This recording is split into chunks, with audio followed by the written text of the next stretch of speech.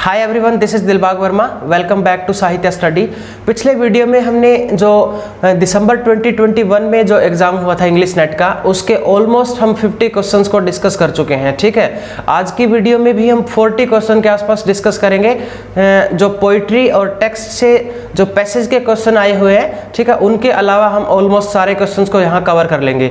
इसके अलावा जो एजर्शन, रीजन और स्टेटमेंट वाले क्वेश्चंस हैं वो भी हैं इसमें, और वो क्वेश्चन इतने ईजी क्वेश्चन है, एक बार आप उनको पढ़ोगे ना अच्छे से, एक एक वर्ड से ही हमें आंसर पता चल रहा है। तो देखते हैं अच्छे से उन क्वेश्चंस को भी समझते हैं, क्योंकि आने वाले जो 2022 का पेपर है उसमें भी वो एजर्शन, रीजन वाले काफ़ी सारे क्वेश्चंस आएंगे। ठीक है, 6-7 के आसपास क्वेश्चन वो आते हैं, तो वो कैसे सोल्व करते हैं हम उनके बारे में भी डिस्कस करेंगे। सो स्टार्ट करते हैं हम आज से पहले क्वेश्चन को।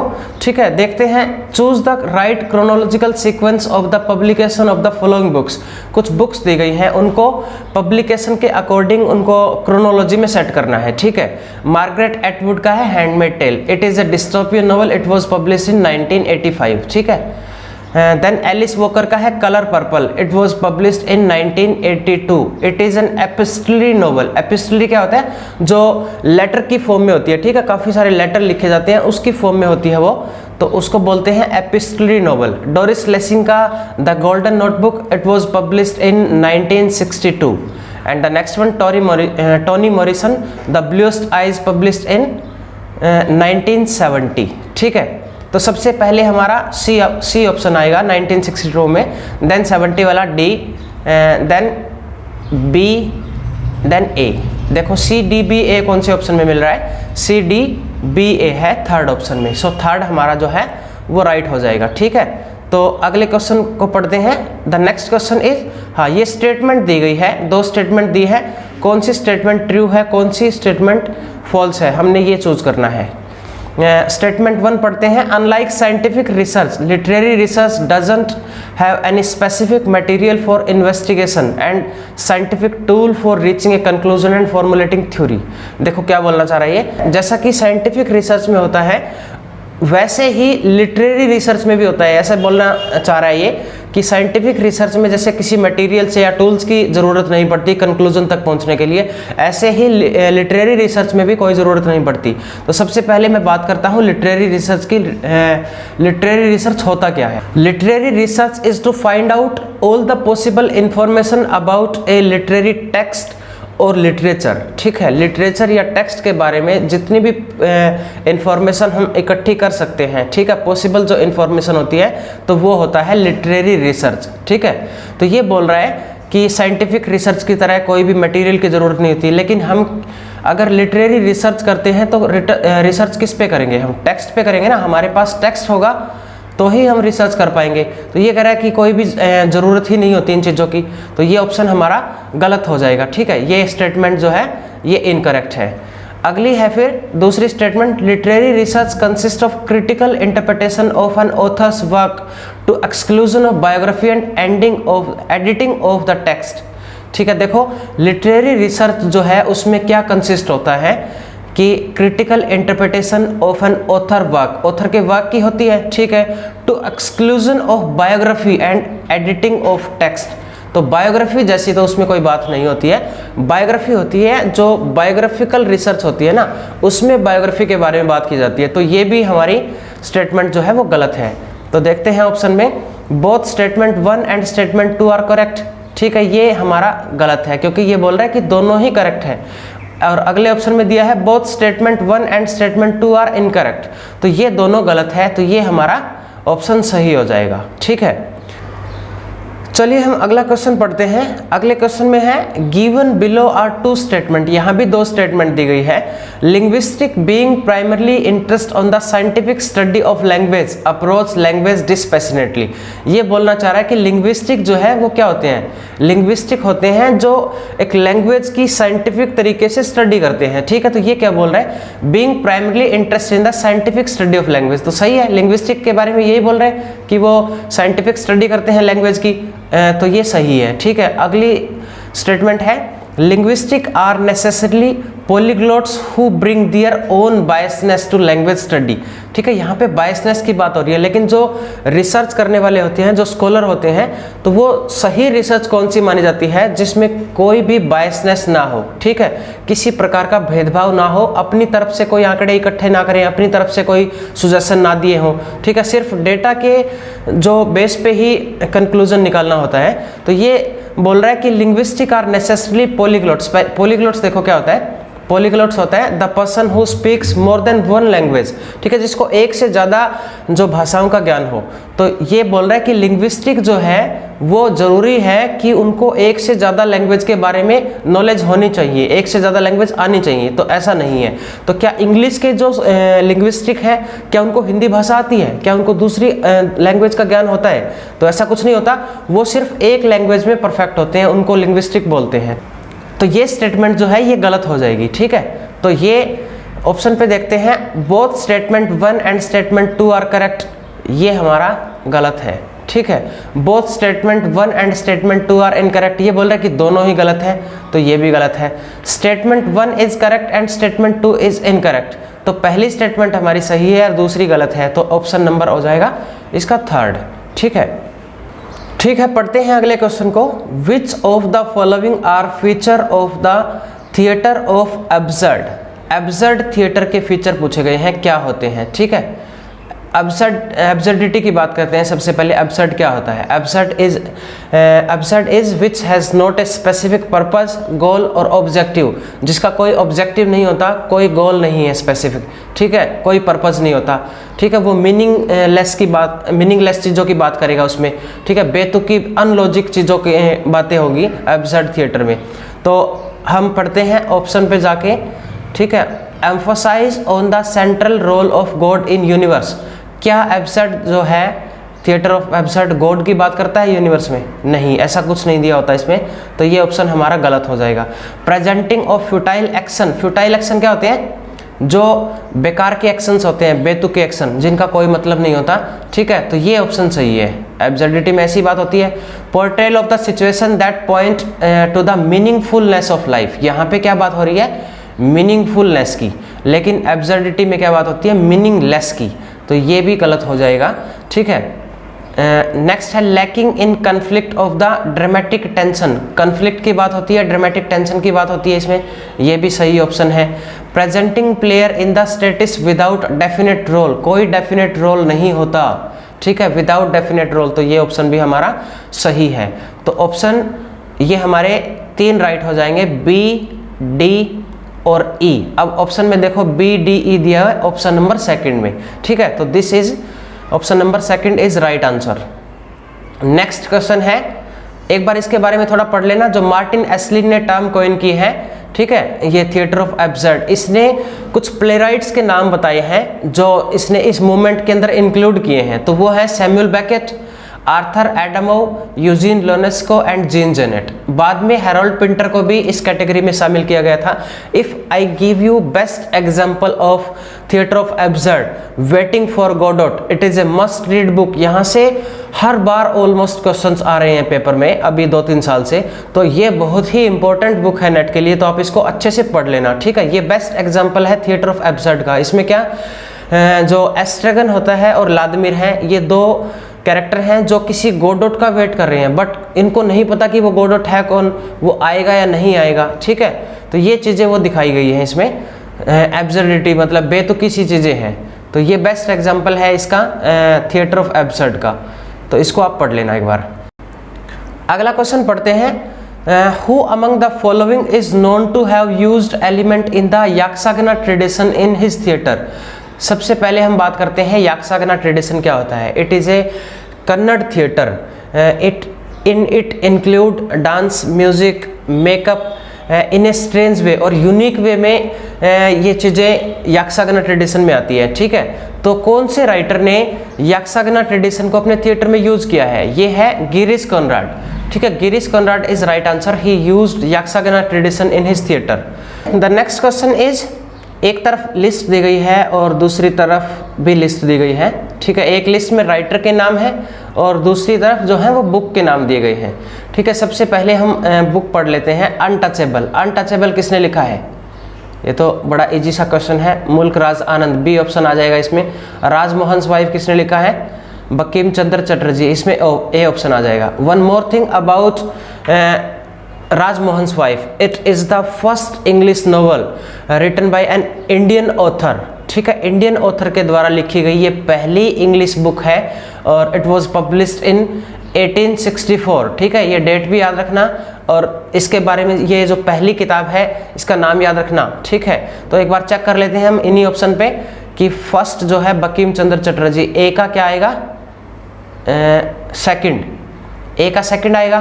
तो ए का सेकंड कौन से ऑप्शन में दिया है? देखो पहले ऑप्शन में दिया है। ठीक है, और मुल्क राज आनंद बी का आ जाएगा फर्स्ट, बी का दिया है फर्स्ट, ये भी इस ऑप्शन में दिया है, तो हमारा पहला ही ऑप्शन जो है वो सही हो जाएगा।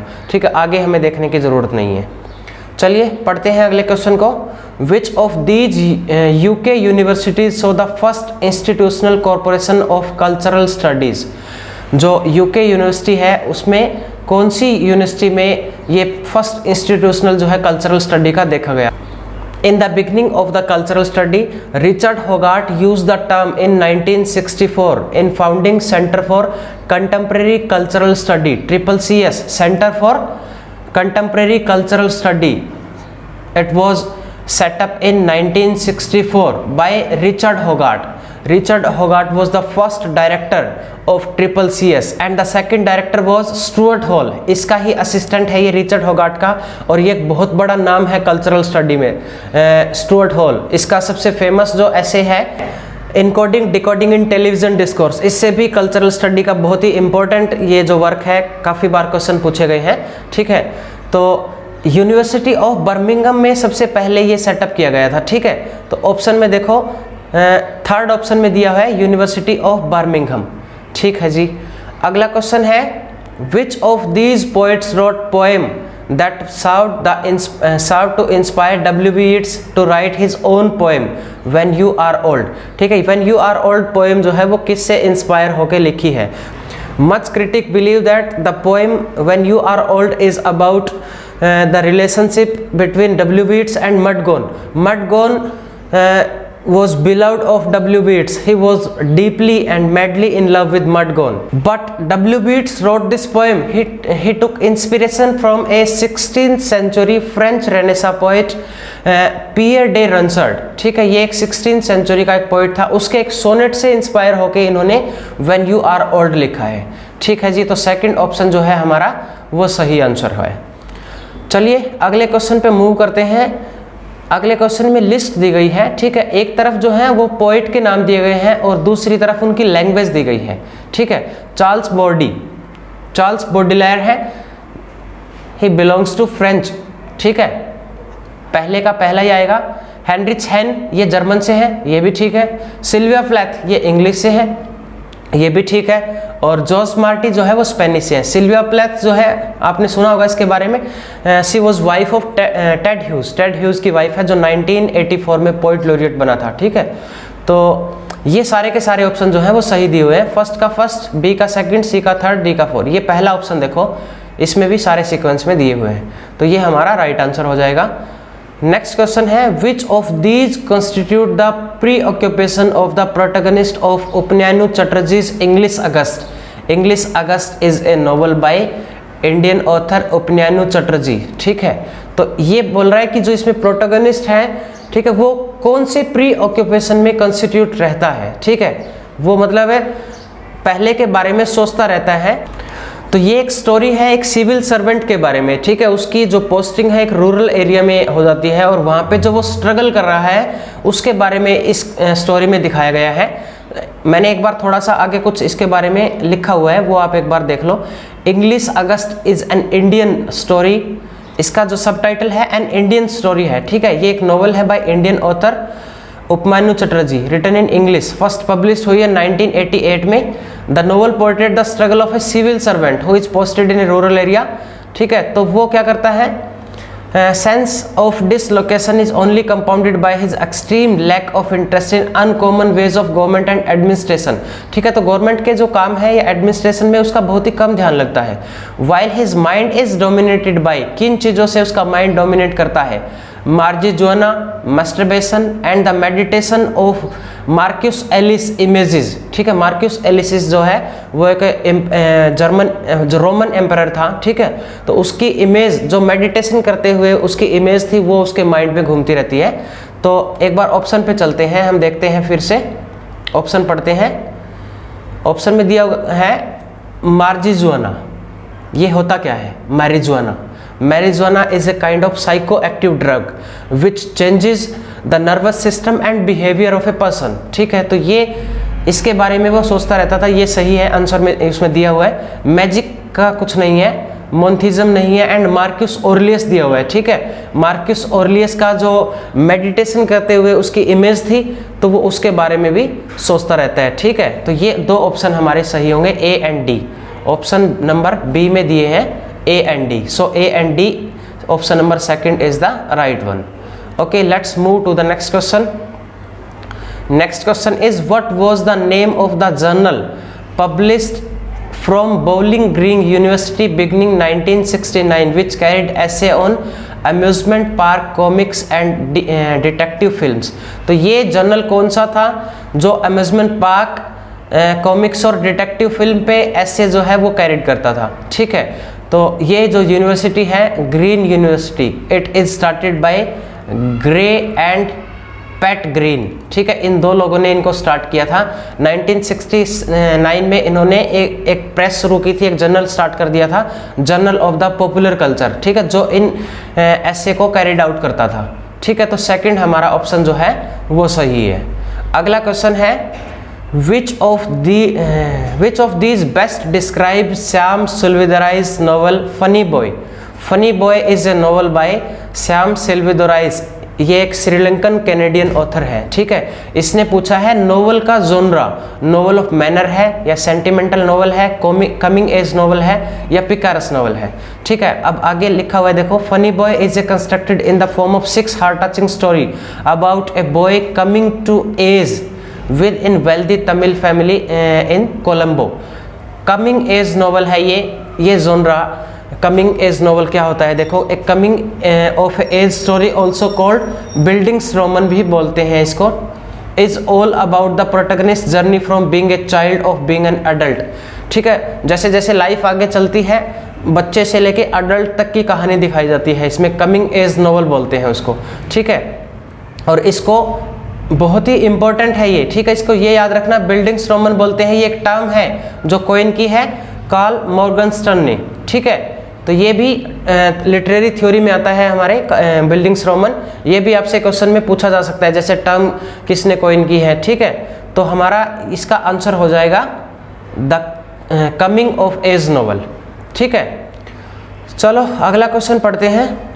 Which of these question would cultural study be the most interest in asking? Cultural study जो है उसमें नीचे ऑप्शन दिए हुए हैं, कौन सा क्वेश्चन पूछ रहा है कि बेस्ट सूटेबल करेगा कल्चरल स्टडी में। ठीक है, तो who decides what is to be produced? Who can be afford to artifact? Artifact क्या होता है ये? Artifact is a man-made object which gives information about its creator and its users, जो इसके क्रिएटर और यूजर के बारे में जानकारी देगा। ठीक है, तो सबसे पहले देखो, पहले ऑप्शन में दिया who decide what is to produce, कौन डिसाइड करेगा कि क्या प्रोड्यूस करना है, मतलब इसका क्रिएटर है, इसके बारे में जानकारी दी होगी, तो ये ऑप्शन सही होगा। Who can afford the artifact, artifact को अफोर्ड कौन करेगा, इसमें यूजर की बात आएगी, तो ये भी ऑप्शन सही होगा। How is the artifact marketed, user तक वो पहुंचाना कैसे है। ठीक है, इसमें भी कल्चरल स्टडी की बात होगी। ठीक है, what is the register of speech in the artifact, इसमें रजिस्टर ऑफ स्पीच जैसी कोई बात नहीं होती कल्चरल स्टडी में, तो ये ऑप्शन हमारा गलत हो जाएगा। तो ए बी सी पहला ऑप्शन जो है this is the right one. Okay, let's move to the next question. Next is who among the following played the most significant role in the mobilizing concept of cultural intermediaries। ये तो बहुत ही famous term है पियर बोर्डी की। ठीक है, इसके साथ associate करती है ये टर्म, तो ये होगा हमारा ऑप्शन नंबर 3 आंसर। ठीक है, ये तो इजी क्वेश्चन था। नेक्स्ट वाला भी बहुत ही इजी क्वेश्चन है, from whom does Gayatri Chakravorty Spivak borrow the term subaltern. Subaltern जो टर्म है वो गायत्री चक्रवर्ती स्पिवक ने कौन से राइटर से बोरो किया है? सबल्टर्न कॉइन किसने किया है? एंटोनियो ग्राम्सी ने। Subaltern is a colonial population that is outside of hierarchy of power. ठीक है, जो पावर की हायरकी से बहुत दूर होती है, कॉलोनियल ये जो एक पॉपुलेशन होती है इसको सबल्टर्न बोलते हैं। और गायत्री चक्रवर्ती स्पिवक ने ये एंटोनियो ग्राम्सी से ये टर्म ली है। ठीक है, इसने गायत्री चक्रवर्ती स्पिवक ने पोस्ट कॉलोनियल जो लिटरेचर है उसमें इसको यूज किया है। ठीक है जी, देखते हैं अगला question, which of these did the Wood dispatch seek to propagate.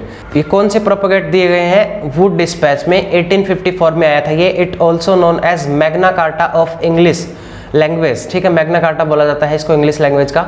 Charles Wood जो है प्रेसिडेंट थे, बोर्ड जो है ईस्ट इंडिया कंपनी का जो कंट्रोल बोर्ड था उसके प्रेसिडेंट थे ये, उन्होंने ये स्टार्ट किया था। ठीक है, तो इसमें उन्होंने एम्फोसाइज किया था कि जो इंग्लिश जो लैंग्वेज है उसको ज़्यादा से ज़्यादा इंडिया में इम्प्लीमेंट किया जाए। ठीक है, लोगों को इंग्लिश सिखाई जाए ताकि ज़्यादा से ज़्यादा लोग जो हैं वो इंग्लिश बोल सकें, कम्युनिकेट कर सकें। और स्कूल्स में भी जो है ये लैंग्वेज को इम्प्लीमेंट कर दिया गया था। ठीक है, तो पढ़ते हैं, impart western knowledge to Indian, ये सही है। वेस्टर्न जो नॉलेज है लैंग्वेज है वो इंडियन को पता होनी चाहिए। Restrict access to English learning in India, restrict कर दिया गया एक्सेस को इंग्लिश लर्निंग इन इंडिया, ये तो गलत है, रिस्ट्रिक्ट तो नहीं किया। ठीक है, उन्होंने तो लूज किया था बल्कि इसको। Educate British officer in Sanskrit and Persian, ऐसा भी कुछ नहीं था कि वो पर्शियन लैंग्वेज या संस्कृत लैंग्वेज उनके ऑफिसर को सिखाई जाए, ये भी गलत है। तो बच्चे हमारे 1 और 4, 1 और डी, दो ही पूछे गए हैं, तो दो हैं ए एंड डी। लास्ट वाला भी है ये, create a class of public servant. ठीक है, तो ए एंड डी हमारा जो है वो सही आंसर होगा। ठीक है, नेक्स्ट क्वेश्चन है, arrange the following periodicals in the chronological order in which they started publication. देखो पीरियोडिकल से तीसरा क्वेश्चन आया है। ठीक है, डायरेक्टली तो तीसरा है, वैसे ये चौथा क्वेश्चन है क्योंकि एक क्वेश्चन जो है वो आगे और आएगा, वो मैं बताऊंगा कि वो इनडायरेक्टली वैसे जर्नल्स मैगजीन से है वो। ठीक है, तो बाकी वो स्यूडोनेम पूछा गया है उसमें। इसमें देखते हैं जो स्पेक्टेटर है, स्पेक्टेटर पहले हम कर चुके हैं इसके बारे में। स्पेक्टेटर कब आया था? 1711 में, इसको शुरू किया था एडिसन ने। ठीक है, टेटलर आया था 1709 में, इसको स्टील ने शुरू किया था। रैम्बलर जो है इसकी डेट है 1750, इसको स्टार्ट किया था डॉक्टर जॉनसन ने। ठीक है, डॉक्टर सैमुअल जॉनसन ने। And the critical review it came in 1756, it started by Tobias Smollett. Tobias Smollett, ठीक है, इसने शुरू किया था ये। तो हम डेट के हिसाब से देखते हैं इसको। सबसे पहले टेटलर आ जाएगा बी, उसके बाद ए आ जाएगा। ठीक है, उसके बाद 1750 वाला सी आएगा, देन डी आएगा। ठीक है, बी ए सी डी आंसर है। ऑप्शन में देखते हैं कौन से मिलते हैं, बी ए सी डी, बी ए सी डी दिया हुआ है ऑप्शन नंबर 2 में, तो ये हमारा सही आंसर है। ठीक है, नेक्स्ट क्वेश्चन है, who among these does Gabriel Garcia Marquez name right in the beginning of his Nobel prize address. Gabriel Garcia Marquez जो है उसको नोबेल प्राइज दिया गया था 1982 में। ठीक है, तो ये पूछ रहा है कि किन दो लोगों का नाम उसने एड्रेस किया है अपने right of the beginning of the Nobel prize में। ठीक है, तो इसने दो लोगों से बहुत ज़्यादा इंस्पायर था ये। रोमन एम्परर, एक तो पुर्तगीज था जो ये फर्डिनेंड मैगलन है। ठीक है, पुर्तगीज एक्सप्लोरर है ये। एक एंटोनियो पिगाफेटा है ये। ठीक है, ये दूसरा जो है ये इटालियन एक्सप्लोरर है। तो इन दोनों से ये काफ़ी ज़्यादा इंस्पायर था, तो इसने इनका नाम जो है वो एड्रेस किया है अपना नोबेल प्राइज़। ठीक है, 1982 का। ठीक है, तो ऑप्शन ए एंड डी जो है वो हमारे राइट आंसर होंगे। 4th ऑप्शन में दिया हुआ ए एंड डी। ठीक है, चलो the next question is which of these constitute the only extent trilogy from ancient Greek tragedy की ट्रायलॉजी पूछी गई है। ठीक है, एक्सटेंट ट्रायलॉजी कौन सी है? तो ये है सेकंड वाली, एग्मिनोन, चाउफोरी एंड यूमेंडिस। ठीक है, this is the extent trilogy from ancient Greek tragedy. तो सेकंड ऑप्शन हमारा जो है वो सही होगा। अगले क्वेश्चन में फिर लिस्ट दी गई है, दूसरी तरफ फॉर्म दी गई है। ठीक है, और हमें उन दोनों को, फॉर्म को और ऑथर को मैच करना है कि कौन सी फॉर्म जो है कौन से ऑथर से बिलोंग करती है। ठीक है, सबसे पहले दी हुई है एपिंसिया। एपिंसिया क्या होती है? Epinicia is a genre of occasional poetry, English में इसको विक्ट्री ओड भी बोलते हैं, ठीक है। और जो मेन ऑथर हैं जो एपिंसिया से एसोसिएट करते हैं वो है दो ऑथर हैं, पहले का नाम है सिमोंडियस एंड दूसरा है पिंडर। तो पहले का तो ए का फर्स्ट ही हो जाएगा, ठीक है। ए का फर्स्ट देखो कौन से में दिया हुआ है, ए का फर्स्ट दिया हुआ है, पहले में भी है और दूसरे में भी है, ठीक है। तो थर्ड और फोर्थ तो क्रॉस हो गया। तो अब दूसरा देखते हैं, old comedy. Old comedy is a genre from the initial stage of Greek comedy, it known through the works of Aristophanes. ये एसोसिएट करती है अरिस्टोफेंस के साथ, ठीक है। तो ये डी का हमारा हो जाएगा सेकंड। डी का सेकंड देखो कौन से ऑप्शन में है, डी का इसमें दिया हुआ है, इसमें दिया हुआ है, इसको हम पहले से क्रॉस कर चुके हैं। तो ये ऑप्शन नंबर 2 हमारा जो है वो सही हो जाएगा, ठीक है। लिरिक जो पोइट्री है थर्ड देखो इसमें सी का थर्ड है, तो ये साफो के साथ, और ओल्ड न्यू कॉमेडी जो है ये मिनेंडर के साथ, ठीक है। अगला क्वेश्चन है, which of these does the book How to Read Donald Duck identify as the important element in the analysis of imperialist ideology in Walt Disney comic book? ये एक बुक है, ठीक है, दो ऑथर ने कोलैबोरेशन में लिखी है। इस बुक को स्टडी किया है वॉल्ट डिज्नी ने, ठीक है, from the Marxist point of view, and he called it is the promotion of capitalism through the mass media, ठीक है। तो ये कैपिटलिज्म को बढ़ावा दे रहे हैं और ये कोई कुछ नहीं है, ये सिर्फ एक प्रोपेगेंडा है। तो ये एक आइडियलाइज कंसेप्ट दिया गया है एक अनसिविलाइज्ड पर्सन से, ठीक है। तो देखते हैं हम ऐसा क्या ऑप्शन में दिया हुआ है, इम्पोवर्स्ड रॉयल्टी है, नोबल सीवेज। नोबल सीवेज क्या होता है? नोबल सीवेज होता है कि एक अनसिविलाइज पर्सन है कोई, ठीक है, वो कोई बहुत ही अच्छा कोई आइडियल कंसेप्ट देता है सोसाइटी में, उसको बोलते हैं नोबल सीवेज। तो ये दूसरा ऑप्शन जो है हमारा सही आंसर है, ठीक है। अगला क्वेश्चन देखते हैं, लिस्ट दी गई है, लिस्ट 1 में प्ले दिए गए हैं, दूसरी तरफ प्ले राइट, ठीक है। पहला है cat on a hot roof, cat on a hot tin roof, ये एक साथ ही है ये, ठीक है।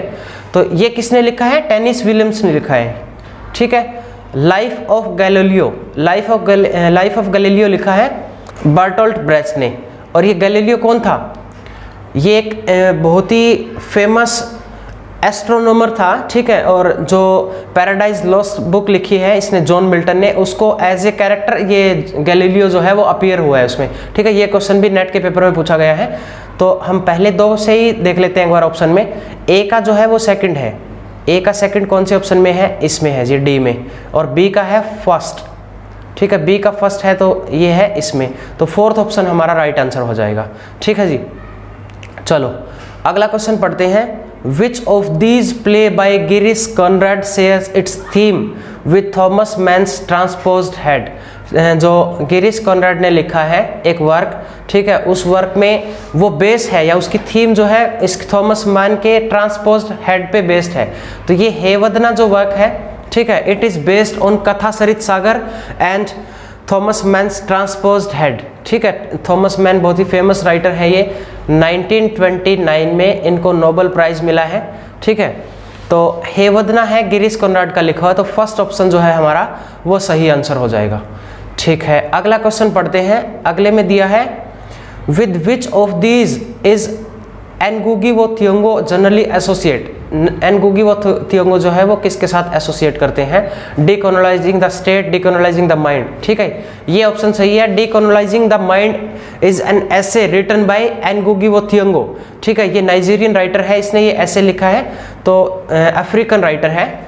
तो ये बोल रहा है इसमें कि हम इंग्लिश जो लैंग्वेज है उसी में लिटरेचर क्यों है, हम अपनी लैंग्वेज में क्यों नहीं लिखते, किन किन डिफ़िकल्टीज जो है वो फेस करनी पड़ती है राइटर को, ये सारी चीज़ें इसमें दिखाई है, ठीक है। और इसके अंदर 4 ऐसे हैं, देखो नाम मैंने दिए हुए नीचे, the language of African literature, the language of African theatre, the language of African fiction and the last one the quest of relevance.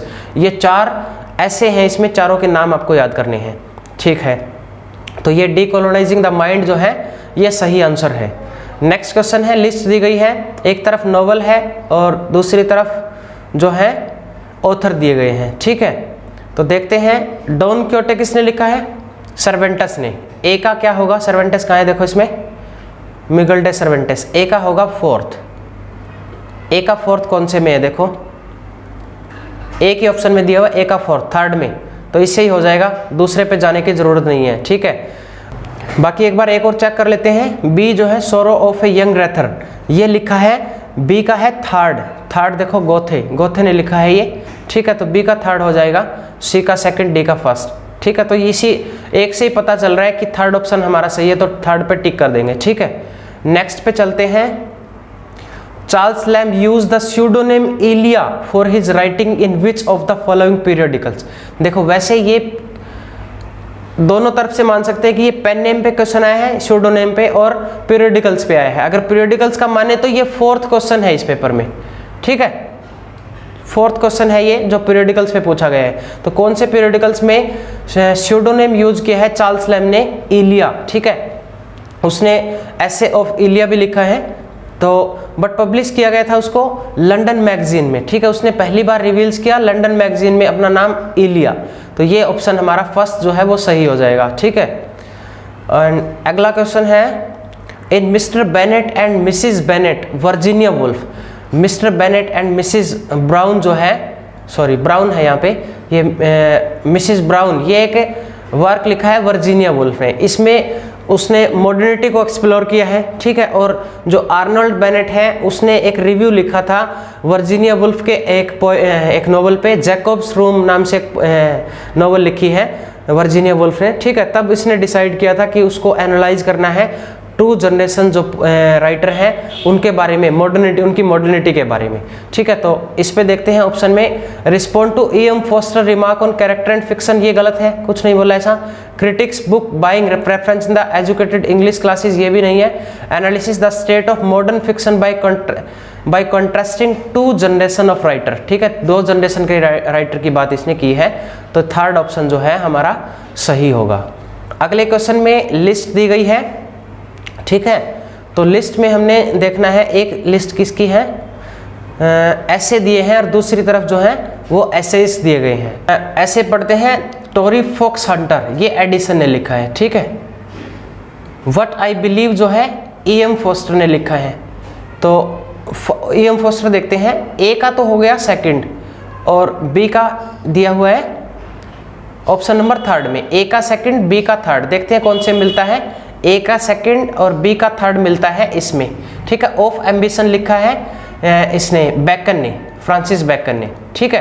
तो डी का हो गया, बैकन दिया हुआ है फर्स्ट ऑप्शन में ही, तो डी का फर्स्ट हो गया, तो यही हमारा सही आंसर है, ठीक है। आगे जाने की जरूरत नहीं है, आगे नहीं देखना हमने, क्योंकि पहले और दूसरे ऑप्शन से मिल रहा है, ठीक है। नेक्स्ट है, arrange the following character in the chronological sequence of appearance, appearance के अकॉर्डिंग जो कैरेक्टर को क्रोनोलॉजी में सेट करना है, ठीक है। सबसे पहले दिया है मिराबेल, कहाँ से आए Mirabell, the way of the world, way of the world आई थी 1700 में, ठीक है। अगर हमें राइटर के बारे में पता है और वो कौन सी एज से बिलोंग करता है, इतना भी अगर अंदाजा है तो भी हम ऐसे क्वेश्चंस को सोल्व कर सकते हैं, ठीक है। तो जैसे ये रोमांटिक से पहले आया था राइटर, सैमुअल जॉनसन के कंटेम्प्रेरी है ये, ठीक है। तो मिराबेल इसने लिखा है 1700 में, ठीक है। शाइलॉक जो है ये शेक्सपियर का कैरेक्टर है, ये आया है the merchant of Venice, merchant of Venice आया था ऑलमोस्ट 1600 के आसपास, ठीक है। एक बार एस्टिमेट लिख लेते हैं हम। जिमी पोर्टर जो है, जिमी पोर्टर आया है कैरेक्टर, जॉन ऑसबोर्न की एक नोवेल है the look back in anger, ठीक है। लुक बैक इन एंगर आया था 1950 आई थिंक 6 है। और सर एपिक्यूर मेमन ये आया है the alchemist by Ben Jonson, ये 1610 में आया था, ठीक है। 1610 में बेन जॉनसन ने लिखा है एपिक्यूर मेमन। अब इनको देखो सेट करो, अपीयरेंस 1600 में आया था, पहले बी आएगा, ठीक है, उसके बाद डी आएगा, देन ए आएगा, उसके बाद आएगा सी, ठीक है। एक और अंदाजा हम लगा सकते हैं, जैसे जिमी पोर्टर के बारे में हमने पता है कि ये जॉन ऑसबोर्न का वर्क है, ठीक है। ये नहीं ध्यान कि इसकी डेट क्या है, जॉन ऑसबोर्न कौन सा एज से बिलोंग करते हैं, जॉन ऑसबोर्न जो है वो पोस्ट मॉडर्न है, ठीक है। तो सबसे लास्ट में हमें एस्टिमेट हो जाएगा कि सी ऑप्शन आएगा, तो सी दिया हुआ है 2 में, ठीक है। तो ये दोनों तो एलिमिनेट पहले ही हो जाएंगे, ठीक है। अब अगर तुक्का भी मारना पड़े तो 50-50 से तो मारो एटलीस्ट, ठीक है। तो इन दोनों में से कोई भी आप एक चूज कर सकते हो अगर आपको बिल्कुल अंदाजा नहीं है, ठीक है। बाकी आप इस तरीके से ये क्वेश्चन जो है वो सोल्व कर सकते हो। तो BDAC इसका आंसर है, BDAC सेकंड में दिया हुआ है, ठीक है। ओके, अगला क्वेश्चन पढ़ते हैं। Which two of the following concept are deployed in the work of Fredric Jameson. Fredric Jameson ने डिप्लॉय किए हैं दो कंसेप्ट को। डिप्लॉय होता है एक अच्छे तरीके से यूज करना, ढंग से इस्तेमाल करना इन कंसेप्ट को, ठीक है। पेस्टिस जो है ये एक टर्म है जिसमें पेस्टिस होता है एक मिश्रण, मतलब जो दूसरे वर्क्स को मिला के लिखा जाता है, मतलब उनको इमिटेट करके लिखा जाता है, बट उनको जो ओरिजिनल होते हैं ना उनको इसमें क्रिटिसाइज नहीं किया जाता, उनके बारे में कुछ नहीं बोला जाता, बस कॉपी किया जाता है, ठीक है। वो पेस्टिस होता है, ये एक पोस्ट मॉडर्न टर्म है, ठीक है। हाइपर रियल जो है जीन बॉडीलार्ड का है, ये तो वो रियलिटी और कॉपी में डिफरेंस बताया है इसने। और अगला है फिर सिजोफ्रेनिया। ये जो सिजोफ्रेनिया क्या होता है, it is a disorder that affect the ability of feel and think in behaviour clearly, ठीक है। तो हमारा जो सोचने की शक्ति है या फील करने की जो शक्ति है उस पर काफ़ी ज़्यादा अफेक्ट करती है, उसको बोलते हैं सिजोफ्रेनिया, ठीक है। हैबिटस जो है, हैबिटस ये तो टर्म है उसकी पीयर बॉडी की, तो ये भी नहीं आएगी। तो हमारा पेस्टिस और सी, A एंड C जो है वो राइट आंसर होंगे। तो ऑप्शन नंबर डी में दिया गया है A एंड C, ठीक है जी। अगला क्वेश्चन है फिर, arrange the following plays in the chronological sequence. Chronological sequence में हमने फिर से सेट करने हैं। सर्जेंट मस्ग्रेव्स डांस ये लिखा है, सर्जेंट मस्ग्रेव्स डांस लिखा है जॉन ऑर्डन ने 1959 में, ठीक है। The playboy of the western world it is written by J.M. Synge. J.M. Synge ने लिखा है 1907 में, ठीक है। आयरिश राइटर है ये एक। लुक बैक इन एंगर, अभी हमने बात की थी लुक बैक इन एंगर की, तो 1956 में है ये, जॉन ऑसबॉर्न का। मैन एंड सुपरमैन जो है वो G.B. शॉ ने लिखा है 1905 में, ठीक है। तो देखते हैं, सबसे पहले आएगा 1905 वाला, 5 आएगा, हाँ ठीक है। पहले D आएगा, उसके बाद आएगा B, playboy of the western world, then look back in anger C, then sergeant Musgrave CDBCA। तो DBCA दिया हुआ है थर्ड ऑप्शन में, ठीक है। ये जो play boy of the western world है ये बहुत ही इंपॉर्टेंट बुक है, ठीक है। इसको आप अच्छे से पढ़ लेना। J.M. सिंज ने लिखी है, इसमें क्या है, क्रिस्टी मोहन जो है एक कैरेक्टर है, वो किसी दूसरी जगह पे भाग के चला जाता है अपने घर से, and he claim that he killed his father, उसने अपने खुद के फादर को मार दिया है, and people consider him as a hero. यहाँ पे स्ट्रेंजर किंग थ्योरी जो है उसको हम अप्लाई कर सकते हैं, लोग उसको हीरो मानने लगते हैं एक स्ट्रेंजर को, ठीक है। बट ऐसा होता कुछ भी नहीं है। और इस बुक की वजह से आयरलैंड में रोयट्स हो गए थे, दंगे हो गए थे, और W.B. यीट्स ने इस बुक के लिए जो इसका ऑथर है ना play boy of the western world का J.M. सिंज, इसको काफ़ी डांटा था और बोला था you have made fun of Irish genius, कि तुमने आयरिश जीनियस का मजाक उड़ाया है, ठीक है।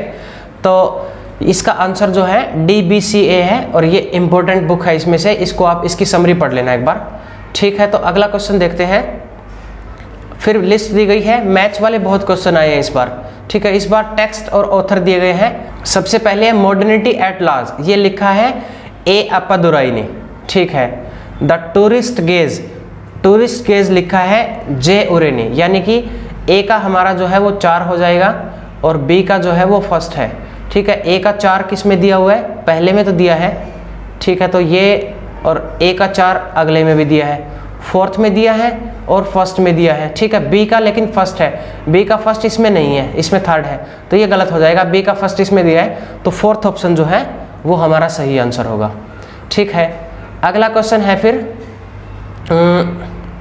Next question is what might the speaker mean he addressed time in the Shakespearean sonnet and declared that I will be true despite the scythe and thee, ठीक है। तो ये एक सोनेट है, विलियम शेक्सपियर ने लिखा है, 120th नंबर सोनेट है ये, ठीक है। टोटल सोनेट कितने लिखे हैं शेक्सपियर ने, 154।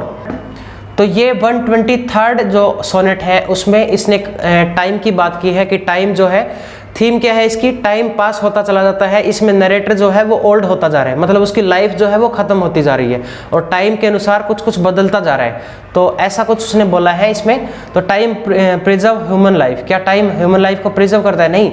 जैसे जैसे टाइम जाएगा हमारी एज बढ़ती जाएगी, तो एज वैसे बढ़ रही है एज बढ़ नहीं रही, वैसे तो हमारी एक इनडायरेक्टली तरीके से देखें तो एज हमारी घट रही है, ठीक है, क्योंकि हम डे बाय डे डेथ के बहुत ज़्यादा क्लोज आ रहे हैं, ठीक है, तो हमारी एज कम हो रही है वैसे तो, ठीक है, तो ये इसलिए बोला है कि ह्यूमन लाइफ को ये प्रिजर्व नहीं कर रहा, तो ये गलत ऑप्शन है। और B, with time comes change, time के साथ बदल जाती है चीज़ें, ठीक है, वर्ल्ड भी चेंज हो रहा है।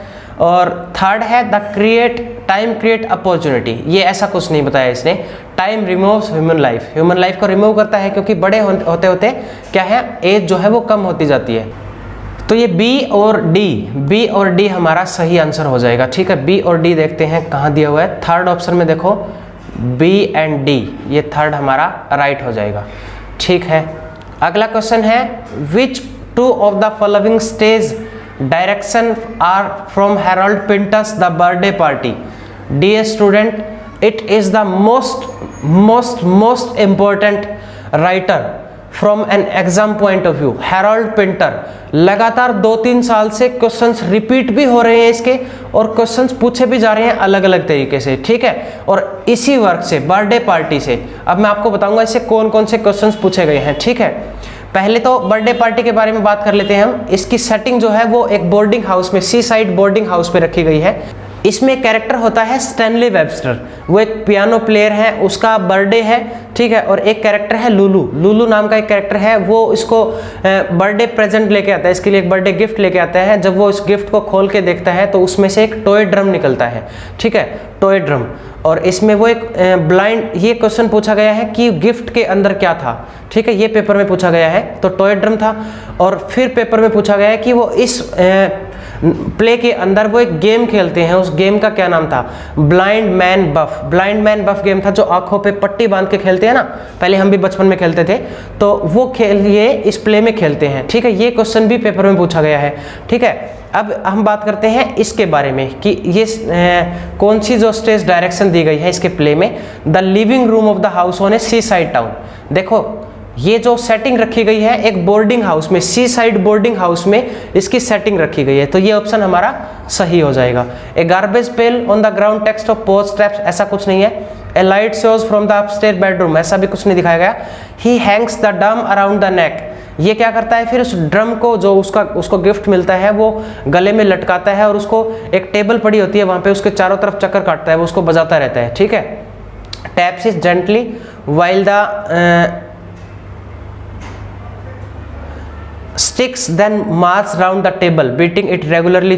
अब इसमें से करेक्ट ऑप्शंस जो है वो चूज करने हैं, तो हमारे कौन कौन से ऑप्शन सही है, देखो पहला है, ठीक है, सी साइड टाउन है ये, ठीक है, और डी है, ए and D is the right answer. तो देखते हैं ए एंड डी कौन से में दिया है, फर्स्ट में ही दिया है ए एंड डी, तो फर्स्ट हमारा सही हो जाएगा, ठीक है। अगला है फिर arrange the following lines of the poetry in the chronological sequence. Chronological sequence में इनको सेट करना है, ठीक है। पहला ऑप्शन है an aged man but a paltry thing, ये जो लाइन ली गई है सेलिंग टू बेजेंटियम, W.B. यीट्स ने लिखा है, W.B. यीट्स ने इसको 1928 में लिखा है, ठीक है। नेक्स्ट है the world is too much with अस, ये लिखा है वर्ड्सवर्थ ने, ठीक है, ये एक पोइम है वर्ड्सवर्थ की, 1807 में इसको लिखा गया है। और अगला है daddy I have had to kill you, ठीक है, ये डैडी नाम से एक पोइम है, सिल्विया प्लैथ ने लिखी है, इसको लिखा है 1962 में, ठीक है। और फिर है after great pen a formal feeling comes, इसको लिखा है डिकिंस ने, एमिली डिकिंसन ने, 1862 में, ठीक है। तो सबसे पहले आएगा 1807 वाला B, world is too much with us, then आएगा डिकिंसन वाली डी, बी डी, उसके बाद आएगा फिर A, then C, B D A C. देखो बी डी ए सी जो है वो फर्स्ट ऑप्शन में है, तो फर्स्ट जो है हमारा वो राइट आंसर हो जाएगा, ठीक है जी। So this is all about today, and पिछली वीडियो में हम 50 क्वेश्चंस को डिस्कस कर चुके हैं, आज 40 क्वेश्चंस हमने कवर कर लिए हैं। 10 क्वेश्चन जो हमारे रहते हैं पोइट्री से, जो टेक्स्ट और पोइट्री से आए थे अनसीन पैसेज वाले, उनको हम किसी और वीडियो में डिस्कस करेंगे। So this is all about today, and if you like the video please subscribe the channel and press the bell icon so you will never miss an update for the upcoming videos. Be safe, stay connected, best of luck, thank you.